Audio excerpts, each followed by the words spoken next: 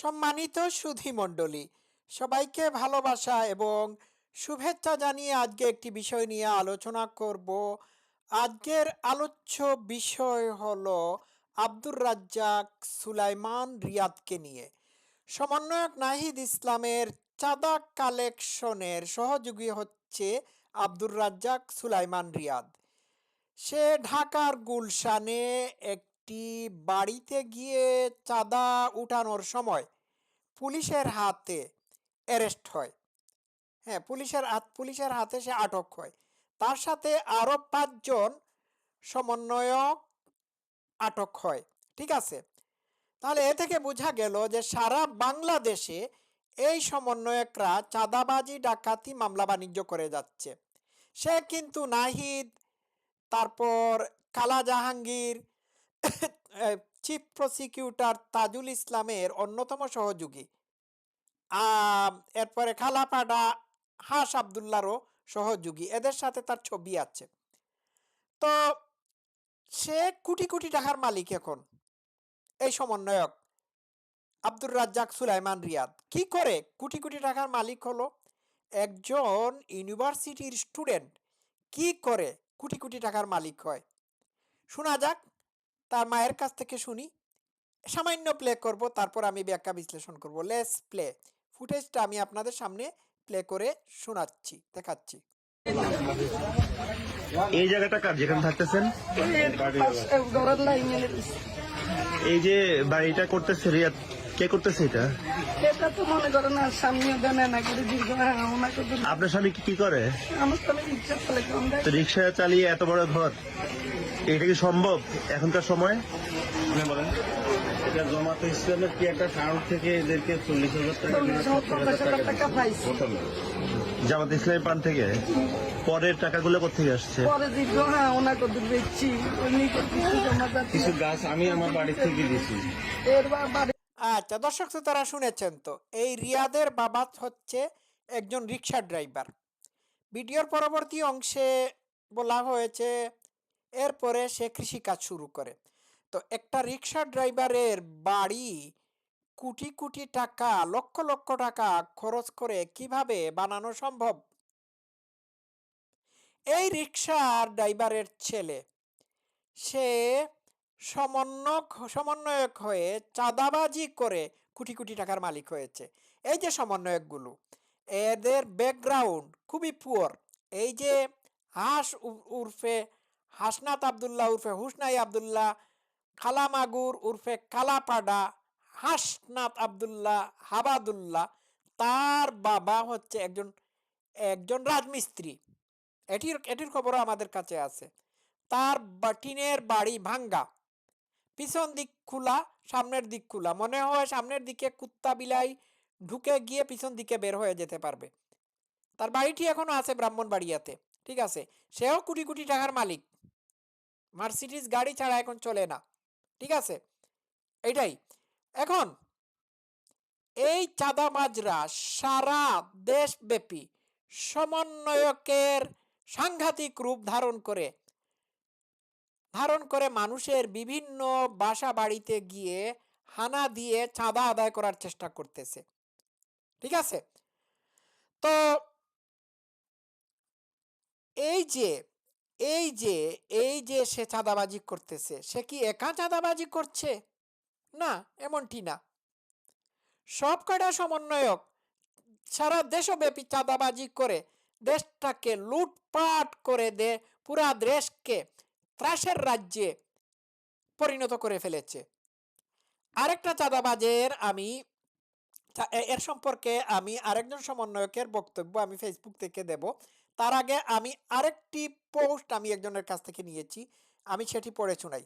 চট্টগ্রামের সমন্বয়ক কাইল্লা রাফিনামা কিছুদিন আগে থানা ঘেরাও করে পটিয়া থানার ওসিকে হটিয়ে নতুন ওসি নিয়োগে রাফি নিয়েছিল মাত্র 30 লাখ টাকা। সিএনএফ এর সভাপতির ভাষ্য মতে চট্টগ্রাম পোর্টে রাফির ফোন ছাড়া কোনো কাজই চলে না। বন্দরের সবচেয়ে ব্যস্ততম 5-6 নং জেটির নিয়ন্ত্রণ এই নিগ্রোর হাতে। রাফি তার গায়েবী ক্ষমতার জুড়ে বিএনপির বাণিজ্য মন্ত্রী আমির খসরু মাহমুদের শিপ পর্যন্ত আটকে দিয়েছিল। 2024 সালের আগস্ট মাসে এই রাফি কেবল পোর্ট থেকে চাঁদা লগ ইন তদবির করে হাতিয়ে নিয়েছিল 35 কোটি টাকার উপরে। চট্টগ্রামের বাণিজ্য বসাতে হলে বাণিজ্য মেলা স্টল বসাতে হলে রাফির পারমিশন ছাড়া বসানো যায় না। এখন দর্শক শ্রোতারা, আপনারা আমাকে বলুন, এই সমন্বয়কগুলো কারা? আজকে শুনেছি সারা দেশব্যাপী কেন্দ্রীয় সমন্বয়ক কমিটি ছাড়া সকল সমন্বয়ক কমিটিকে ডিসলভ করে দেওয়া হয়েছে। কেন এতদিন কেন করা হলো না? এখন তো একেবারে হাতে নাতে ধরা পড়ার পরে তারা এই কাজটি করেছে। এই রাফি চাঁদাবাজ, নাহিদ, আসিফ মাহমুদ, তারপর ওইটার নাম কি, সার্ভিস মলম উর্ফে সার্জিস আলম, এরা সবাই চাঁদাবাজ। এতদিন তারা মানে বিএনপিকে চাঁদাবাজ বলেছিল, ঠিক আছে, কিন্তু এখন দেখা যাচ্ছে এরা বিএনপির বাবা। চাঁদাবাজির ক্ষেত্রে এরা বিএনপির বাবা হয়ে বসে আছে। বিএনপিকে এরাই চাঁদাবাজির দিকে ঠেলে দিয়েছে। বুঝতে পারছেন? তো ভাই, এই সমস্ত চাঁদাবাজদেরকে আপনারা যেখানে পাবেন সেইখানে আপনারা সাইজ করে দেবেন, ঠিক আছে? এই রিয়াদের সাথে উপদেষ্টা মণ্ডলীর প্রত্যেকটা উপদেষ্টাদের সংযোগ রয়েছে, ইভেন ইনুসেরও সংযোগ রয়েছে। সেও এইখান থেকে কমিশন পায়। আই উডন্ট বি সারপ্রাইজড, ঠিক আছে? এটাই হচ্ছে আসল কথা। তো এরা, এই সমন্বয়করা একটা বৈধ সরকারের পতন ঘটিয়েছিল সারা দেশব্যাপী চাঁদাবাজি করার জন্য। ধিক্কার জানাই। এদের আবার মোরাল, এদের মুখে আবার ইসলামের কথা, এদের মুখে নীতি নৈতিকতার কথা মানায়? আপনারা বলুন, মানায়? এই যে রিয়াদ নামক চাঁদাবাজটি, সে একটি গরিব ঘরের ছেলে, রিক্সা ড্রাইভারের ছেলে, কোটি কোটি টাকার মালিক হয়েছে। শেখ হাসিনার পতন হওয়ার পরে দেশের কোনো লাভ হয় নাই। লাভ হয়েছে সমন্বয়কদের। রিক্সা ড্রাইভারের ছেলে, ঠিকাদারের ছেলে, তারপর ফকিন্নির ছেলে মেয়ে যেগুলো সমন্বয়ক ছিল, এইগুলো চাঁদাবাজি করে কোটি কোটি টাকার মালিক হয়েছে। বুঝতে পারছেন? লাভটা এখানেই হয়েছে। দেশের মানুষের কোনো ভাগ্যের পরিবর্তন হয় নাই। আল্লাহর লাভ হয়েছে, ইনুস কোটি কোটি টাকা বিদেশে পাচার করতে সক্ষম হয়েছে। এটা অন্য কথা। এই চাঁদাবাজ সম্পর্কে আরেকজন সমন্বয়ক, উমামা ফাতিমা, যিনি সমন্বয়ক কমিটি থেকে পদত্যাগ করেছেন, তিনি কি বলেছেন আমি একটু পড়ে শোনাই। বৈষম্য বিরোধী ছাত্র আন্দোলনের সাথে সম্পৃক্ত 5 জনের চাঁদাবাজির খবর শুনে আমার পরিচিত ব্যক্তিবর্গ এতটাই আশ্চর্যান্বিত হওয়ার অভিনয় করেছেন যে আমার মনে হচ্ছে আমি সব থেকে কম আশ্চর্য হয়েছি। বুঝতে পারছেন?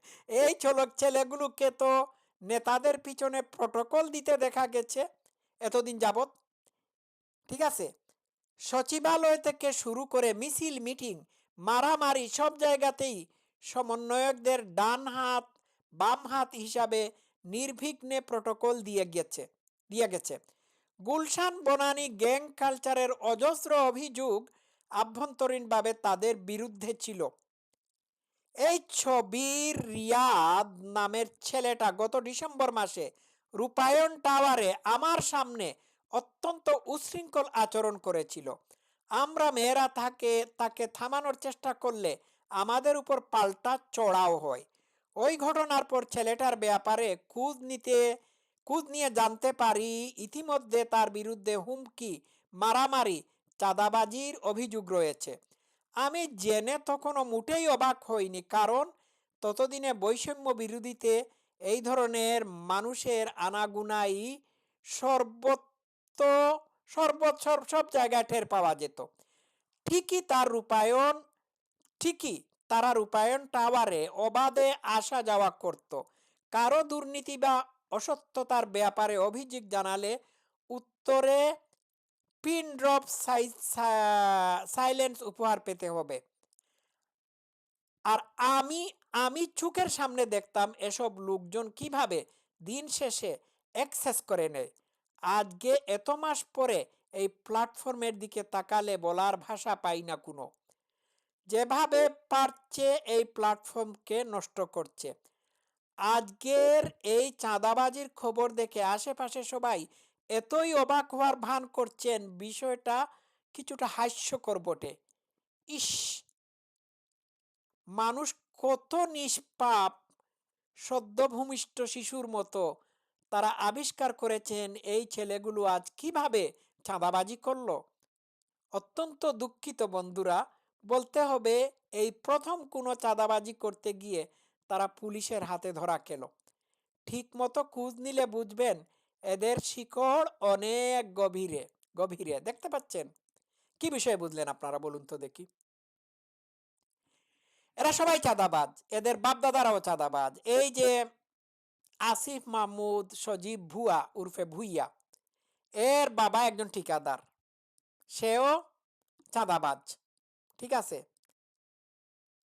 এরা তদবির বাণিজ্য, মামলা বাণিজ্য, চাঁদাবাজি করে থাকে।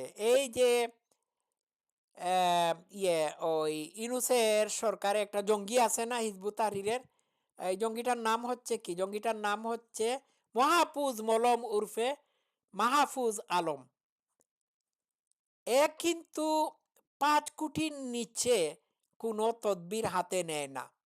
বুঝতে পারছেন? সারা দেশটাকে এই ডাকাতরা দখল করে নিয়েছে, এবং দখল করে নিয়েছে ইউনূসের নেতৃত্বে, জামাত হিজবুত তাহরীরের সহযোগিতায়। বুঝতে পারছেন? তো এই এনসিপির ডাকাতরা সারা দেশটাকে লুটে পুটে খাচ্ছে। তো বলার তো আর কিছু নাই। আপনারা এখন বুঝতে পারলেন যে এনসিপি এনসিপি এটা কি। এরা আবার নাকি মানুষের দরজায় দরজায় ভোটের জন্য ভিক্ষা মাগতেছে। সারা দেশের সব জায়গায় সরকারি প্রটোকল নিয়ে পদযাত্রা করতেছে। এরা তো পদযাত্রা করে না, এরা গাড়ির বহন নিয়ে যায়, নাম দিছে পদযাত্রা। কি হাস্যকর বিষয়।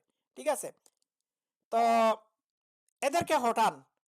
এই চাঁদাবাজদের হাতে যদি, এনসিপি নামক চাঁদাবাজদের সংগঠনের হাতে যদি ক্ষমতা চলে যায়, তাহলে দেশের 12টা বাজবে। আর ক্ষমতা তো তাদের হাতেই আছে। তারা জাস্ট একটা ফর্মালিটি, ভোট নামক ফর্মালিটি মেনটেন করে মানে স্থায়ীভাবে ক্ষমতায় যাওয়ার চেষ্টা করছে। তো এত কিছু এক্সপোজ হওয়ার পরেও আপনারা কি সিদ্ধান্ত নেবেন, সিদ্ধান্তর ভারটি আপনাদের উপর থাকলো। সবাই ভালো থাকবেন। Love you all. Thank you so much.